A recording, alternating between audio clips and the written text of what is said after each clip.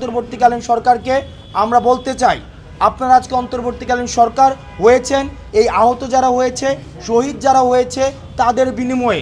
সুতরাং অন্যান্য পলিসি রিফরমেশনের আগে, অন্যান্য পলিসি অ্যাডপশনের আগে আপনাদের প্রথম এবং প্রধান কাজ হচ্ছে তাদের বিষয়টি দ্রুততম সময়ের মধ্যে আপনার সমাধান করা এবং আহত পরিবারদের পাশে দাঁড়ানো।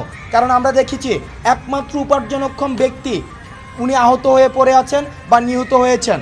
সুতরাং আমরা আর অ্যাসপাইরেশনাল স্পিচ শুনতে চাই না, বড় বড় গল্প শুনতে চাই না, এটা করে ফেলবো সেটা করে ফেলবো শুনতে চাই না, ব্লেমিং টেগিমের গেম আমরা শুনতে চাই না।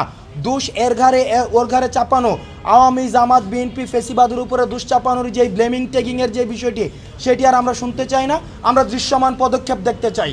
আমরা দেখতে চাই আগামী 24 ঘন্টার মধ্যে স্বাস্থ্য মন্ত্রণালয় কী ধরনের পদক্ষেপ নেয় এবং গণমাধ্যম কর্মী যারা রয়েছেন, আপনারা স্বাস্থ্য মন্ত্রণালয়ের দায়িত্ব যারা রয়েছেন তাদেরকে